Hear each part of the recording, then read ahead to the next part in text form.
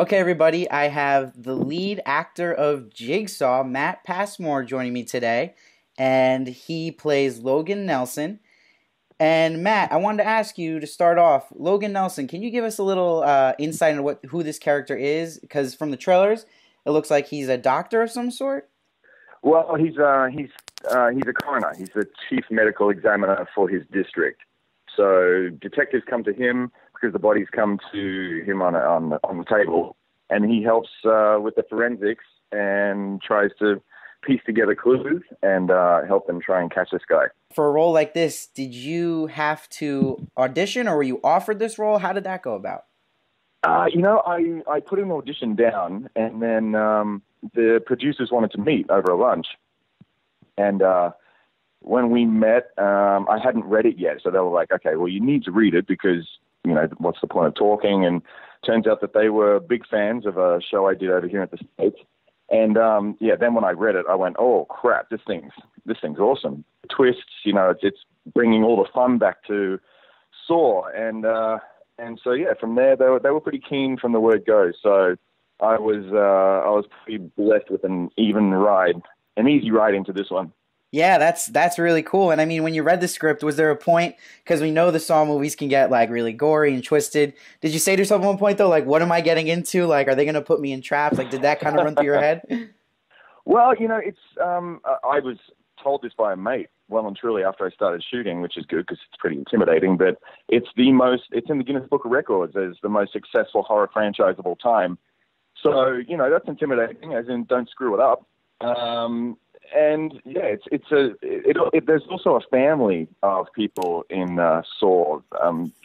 Those people have been doing, all seven along the way. So you really kind of jump into the family that is Saw.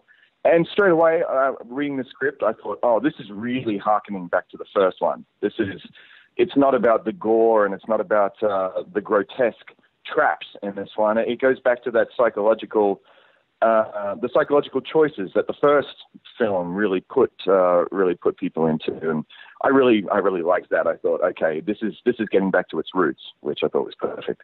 That's really exciting to hear because I'm a huge fan, and most people are the first Saw movie. It is my favorite Saw, and going back to what you were just saying about feeling that like, okay, pressure of like this is a huge horror franchise. So since the last couple of Saw movies before this didn't do so great with the critics, did you feel that pressure as well? Like, okay, I gotta perform. This has to be good. This franchise needs a hit. Like, did you feel that pressure while on set?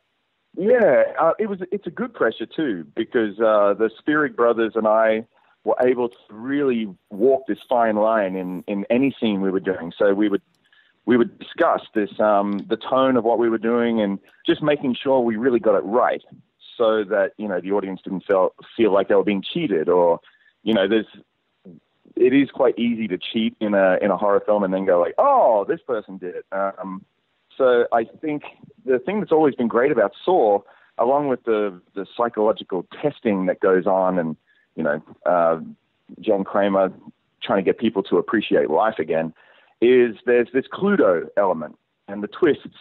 Like, did you pick it? Did you pick who was going to be the killer? All that sort of stuff. So, I think it's definitely gone from the gore back to the fun. That's really exciting. So you think it kind of fits more into that psychological thriller effect again? Yeah, that's right. And there's still lots of fun and blood in this one, but it's that terror of putting yourself in those people's shoes where they have to make a choice is definitely back, rather than just let's watch bodies get sliced and diced. Right. So for a role like this, where you're playing someone in the medical field and you're going to be in horror situations, did you have to do like a lot of research to prepare for it? Like, okay, do I got to know exactly what I'm talking about? Like, how did that kind of go about? Like, how'd you prepare? I've done a few cop shows before, and there's always a chief medical examiner role in a few of those. So I didn't exactly go and, live with a medical examiner before this. Right. But I certainly had a general idea as to what they do.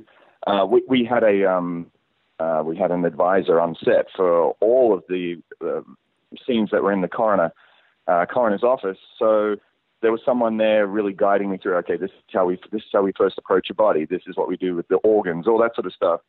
And then, Logan is ex-military, and we find out that he was a medic in Iraq in the Battle of Fallujah. Oh, okay. So being ex-military myself, I really liked that backstory and the PTSD that he still seems to be struggling with, his demons, and because he was captured and tortured. We find out in Fallujah. So you're talking about someone who brings demons about being tortured, and into someone that's being swept up in the web of John Kramer. Right. So you being ex-military, and then your character having that root in there. So when you were doing certain scenes, could you tap maybe into your psychology of what it was like in the military to get into character for this role in that specific situation? Yeah, I could tap into what it was like to be in the military. I mean, the most dangerous place I ever went when I was in the Army was King's Cross, Sydney at night. So, Okay. Where we just get into trouble. So I certainly never saw combat service or anything like that, and never would I propose to know what that actually feels like. But, someone who has served, and one of the detectives we find out was served with him. So there's that really nice connection there of brotherhood. And, as everyone starts to suspect each other, that little bond between these two characters is interesting to play. I like that a lot. That makes me very excited about it already, just hearing these little tidbits. And we see in the trailer and in the poster they just released for Jigsaw, where your character we see is in some sort of like laser trap, it looks like, over your head. Now, can you go into like how do you get into that intense of a scene when you're acting? And was that like actual lasers that was around you, or like how did that scene go? Yeah. Well, no, they couldn't actually use cutting lasers around my neck. That would have been a little too unsafe.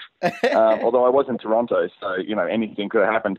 But Right. yeah, no, it was the traps also seem to be evolving as well. Like, this is Saw for 2017.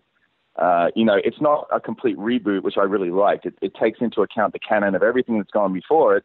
But it does have this fresh breeze and this fresh energy put into this world, and we start to see that with the traps as well. That they're moving from that old rustic, rusty blades type, or the rusty mechanics type traps into something that's definitely a little more modern.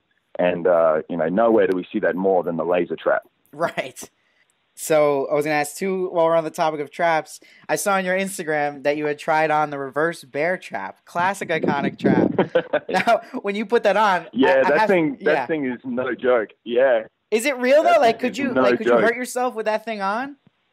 No, it's not. It's not set. Whatever springs and mechanisms are there, they definitely make sure those things aren't set, just so that an idiot like myself isn't goofing around on set going, "Hey, look at my bear trap," and my face just splits in half. So I think they made it safe for idiots like me. I think they made it childproof. That's hysterical. Now, also, I love your Instagram because you post a lot of funny stuff from set, and I thought it was really funny the picture you had in the trailer with Billy the Puppet. Now, did you get starstruck around it? Was that the actual Billy the Puppet they used in the movie? Yeah, and it was really funny. It was one of my first weeks shooting, and I go into the makeup and hair trailer, and there's Billy. They're getting his hair done, and he's got 6 people around him. There's only one person working on me, and she looks bored. And there's just 6 people fussing around Billy the Puppet, and I was like, okay, we know who the star is. But yeah, that was I almost pictured him whispering in my ear like, "Don't screw this up, man. Do not screw up my movie." So it's great meeting one of those icons. Yeah. And he's when you start gazing into those eyes, it's kind of creepy. Oh, sure, definitely. And on that topic too, had you seen all the Saw movies before you got the role? And if not, did you have to watch them? Like, did you binge them once you knew you were in this? Yeah, I'd seen the first one, Okay. But I hadn't seen any others. But So when we first started, the brothers were very much the directors were like, see 1, 2, and 3. That's definitely this hearkening of tone that we want to go back to, and it's definitely necessary to have. Or for me, it was necessary to have information about what had happened after that. But when we were talking tonally and what the fine line of tone that we wanted to find with this, they said, listen, just watch the first three and we'll take it from there. Because I think this Jigsaw really grabs, those fanboys and the people that love Saw and, did that annual tradition. It's Halloween, let's go to Saw. And then I think it's not necessary to know the whole canon, so that Lionsgate, I think, were very adamant about that. So there can be a whole fresh new audience that doesn't have to go back and watch 7 Saws in order to enjoy this one. Right. So that's very smart that they went that way. And do you feel like I saw you guys had the premiere last night, and then you have pictures of like billboards of Jigsaw out there. Is it a surreal feeling to be like, I'm the lead in this huge horror movie coming out, iconic horror franchise this weekend? Like, what's going on through your head right now? Do you feel like this, like, kind of like butterflies, or? No, you know what? It's cool. I mean, my mum's upset. I'm not in her good books at the moment. She's like, well, you got to do horror films. What about that Hugh Jackman? Why don't you do a film with him? Yes, Mum. But yeah, just the other day I saw the billboard of Saw directly over my favorite sports bar here in Los Angeles. Wow. And I was like, all right, that's a sign. I mean, yes, it is literally a sign, but that's a sign. Right over my favorite sports bar. It's very cool. And the premiere, Lionsgate have gone all out. So it's really nice to feel like they are behind it 100%. And they are very happy. And when a studio is really happy with something, they let you know, and they're pouring money into the publicity, and they have really, really high hopes of this thing. And I guess for the continuation on from here as well, I think they really want to bring back that tradition of, hey, it's Halloween, the weekend before, go to Saw. Right. Brilliant marketing. Brilliant. And definitely hits that audience, And I would say I'm one of those Saw fanboys too, and I'm, I guess, technically a Halloween obsessor, so this is just that season for it. It fits perfect.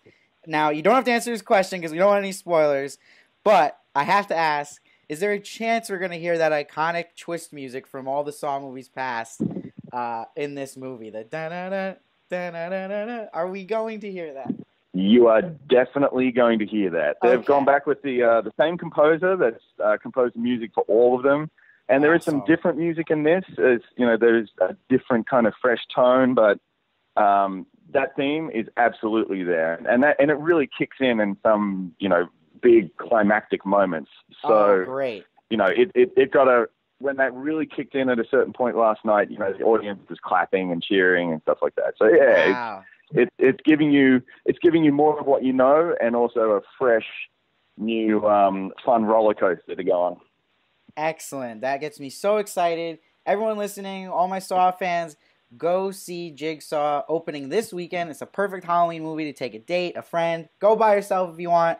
Matt, thank you so much for joining me. Is there anything else you wanted to promote or anything else you want to say before we disconnect? No, just take your adult incontinence pads and fill them up when you're in there, because you'll get your fright on. There we go. Awesome.